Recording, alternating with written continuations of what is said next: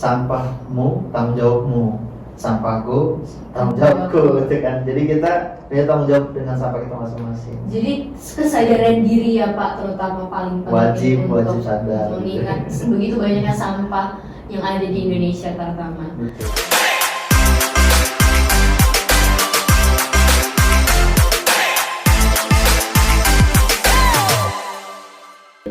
Halo semua, kembali lagi bersama aku Katarina Tambunan di Ligo Podcast. Let's talk, connect, dan enjoy.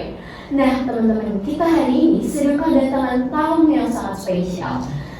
Selamat datang Bapak Salim. Selamat datang. Assalamualaikum Bapak. Catherine ya? Ya Pak, apa kabarnya Bapak hari ini? Alhamdulillah sehat. Sehat terus ya Pak. Pak, kegiatan Bapak akhir-akhir ini lagi ngapain aja nih Pak? Perkenalkan, nama saya Agus Solihin, saya founder Bank Sampah Emak.id ya. Aktivitas saya sih lebih banyak yang bergerak di bidang lingkungan dan menjadi penggiat lingkungan, dan aktivitas kita lebih banyak mengelola pemberdayaan masyarakat dan juga kemitraan dengan sekolah-sekolah yang ada di Kota Malang. Itu sih. Wow. Fun fact-nya Bapak Solim ini adalah salah satu founder Bank Sampah, terutama di Emak.id ya Iya, Pak? Emak.id. Oke. Apa sih Pak tujuan utama dibentuknya Bank Sampah di sekolah dan termasuk lingkungan-lingkungan yang ada di Lampung tersendiri? Sebenarnya kalau bicara apa sih tujuannya, kita kembali kepada isu yang sangat sentral ya di Kota Muara Lampung ya.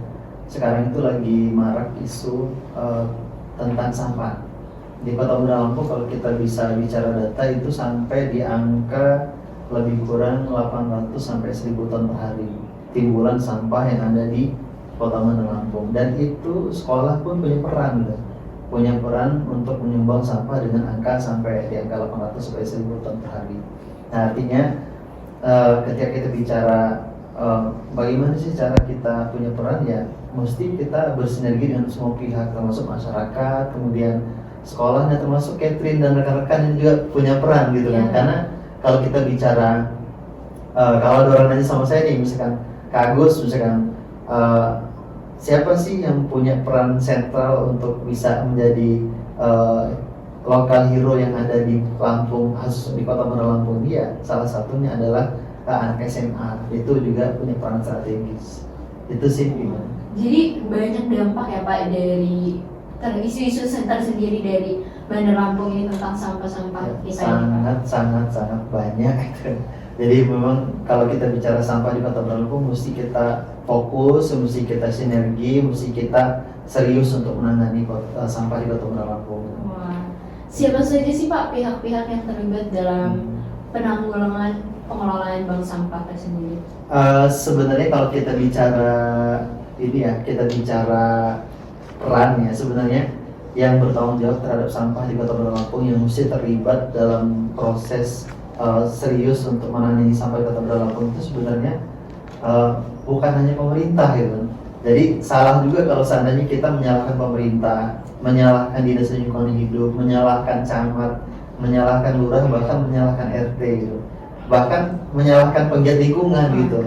Jadi ya kita punya peran semua, karena saya punya tagline ya dengan rekan-rekan bahwa sampahmu tanggung jawabmu, sampahku tanggung jawabku, gitu kan. Jadi kita punya tanggung jawab dengan sampah kita masing-masing. Jadi kesadaran diri ya Pak, terutama paling penting Wajib sadar. mengingat begitu banyaknya sampah yang ada di Indonesia terutama. Betul. Jenis sampah apa saja sih Pak yang diterima oleh bank sampah? Kalau kita sih sebenarnya karena memang kita bank sampah ya. Kalau di bank sampah itu kan dia sampah yang kita terima itu spesifik ya. Paling tidak ada 4 jenis. Yang pertama itu jenis kertas. Kertas tuh hampir semua kertas itu kita terima dan kita pick up melalui mobil kita gitu untuk kita angkut dan kita tabung gitu. Kemudian yang kedua itu jenis plastik ya. Plastik ini kan sampahnya banyak ya. Banyaknya tuh ya banyak banget gitu kan. Karena hampir timbulan yang paling banyak yang tidak terkelola itu plastik, dan plastik itu tetapi kita memberikan spesifikasi khusus untuk plastik yang ditabung di buang sampah. Nah yang ketiga itu jenis metalik itu bisa jenis kaleng, besi, kawat, seng dan lain sebagainya, dan yang terakhir jenis minyak jelantah. Itu masuk juga kepada bagian dari sampah yang ditabung di bank sampah ya. Kalau minyak jelantahnya sendiri itu bagaimana sih Pak pemrosesan untuk penerimaan dari bank sampahnya? Kalau kita sih untuk ini ya, untuk jenis sampah khususnya sampah minyak jelantah itu kita masih dalam tahapan bekerja sama dengan pihak ketiga. Jadi pihak ketiga ini akan mengelola sampah minyak jelantah ini menjadi sesuatu yang menghasilkan nilai baru lah. Dan yang kami ketahui dalam kerjasama kami itu dia membuat untuk bahan biodiesel gitu. Jadi itu juga bisa membantu ibu-ibu rumah tangga ya Pak, terutama lebih menjaga biar tidak ada limbah. Betul. Kalau untuk bank sampah secara keseluruhan memang base kami itu sebenarnya nama emak.id itu sebenarnya merangkum kepada objeknya emak gitu kan. Jadi emak itu bukan kepanjangan singkatan khusus, memang benar-benar emak gitu kan.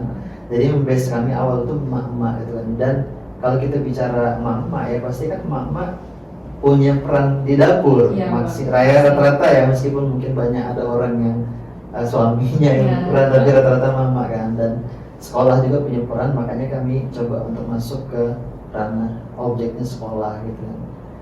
Apa yang dilakukan terhadap sampah yang telah terkumpul Pak? Sejauh ini kami masih dalam tahap atau proses pemilahan ya, jadi belum sampai ke tahap pengolahan sampah jadi sesuatu dan seterusnya. Tapi kita masih dalam tahap pemilahan karena memang untuk saat ini level kami itu masih dalam level itu, dan karena ketika kita sudah masuk ke tahap pengolahan itu butuh effort ya, termasuk SDM, termasuk anggaran dan lain sebagainya, itu perlu support di situ, dan itu mungkin bagi kami saat ini belum ke sana nih, masih tahap pemilahan. Jadi kita juga pasti doain ya Pak ya untuk progres-progres yang akan Bank Sampah lakukan untuk menjalani pengolahan-pengolahan ke berikutnya. Ya, amin. Dan juga bisa berperan, termasuk juga Catherine ya, Pak, dan pasti, rekan-rekan, termasuk juga SMA 15 ini saya pikir SMA yang menjadi awalan yang baik ya, dengan sudah bekerja sama, sudah MOU. Saya pikir ini menjadi langkah awal yang baik untuk menjadi program penyadaran bersama Ya, kita satu frekuensi terhadap seluruh siswa yang ada di SMA 15 Kota Bandar Lampung. Nah jadi teman-teman, dari banyaknya progres-progres yang sudah dilakukan dari Bapak Agus sendiri, gimana sih biar kesadaran kita akan sampah ini, kita bisa mengolah sampah dengan baik dengan cara mengirimkan sampah ke sekolah ya Pak ya, terutama karena sampah yang dari rumah bisa dibawa ke sekolah. Iya, bisa, sangat bisa. Jadi program bukan mengirimkan sampah ke sekolah ya, tetapi keterlibatan kita dalam program pemilahan sebenarnya. Jadi di sekolah kan udah program pemilahan, tapi dengan adanya kita milah sampah dari rumah, setelah itu kita bawa ke sekolah untuk ditabung di bank sampah, saya pikir itu bagian dari aktivitas yang relate dengan insight yang didapatkan oleh anak-anak, termasuk juga pemahaman terkait pentingnya memilah sampah dan juga pentingnya mengelola sampah yang ada di rumah kita masing-masing. Wah katanya ini ketika kita memilah dan kita apa ya Pak bilangnya, seperti kita mengirimkan sampah-sampah kita ke bank sampah, dan itu katanya akan dapat penghasilan gitu ya Pak? Oh iya. Sebenarnya feedback sih sebenarnya mungkin kalau dibilang penghasilan ya mungkin penghasilan ya, karena memang sampah yang dikumpulkan itu diberikan kepada bank sampah, itu ada feedback nih, kita rupiahkan. Jadi berapa tonase yang terkumpul ya, baik itu berapa kilo, berapa puluh kilo, itu kita akan rupiahkan gitu. Dan per item itu kan punya harganya gitu kan, sehingga tidak hanya sekedar sampah dikumpulkan setelah itu kita ambil ya, kita lakukan pemilahan, tetapi juga kita berikan feedback berupa rupiah yang didapatkan oleh nasabah yang secara khusus kalau di SMA 15 itu nasabahnya langsung sekolah SMA 15 gitu. Jadi seru deh Bapak. Oke teman-teman, ternyata nggak kerasa nih kita sudah sampai topik di berakhir kita bersama Bapak Solihin. Nah teman-teman, dari banyaknya perkembangan zaman sekarang, kita harus tahu kesadaran diri itu sangat penting teman-teman, demi menjaga lingkungan Indonesia dan terutama di SMA Negeri 15 Bandar Lampung. Saya dan Bapak Solihin mengucapkan maaf jika mengucapkan kata yang salah. Dan kami dari Legal Podcast, sampai berjumpa di episode berikutnya. Terima kasih Bapak.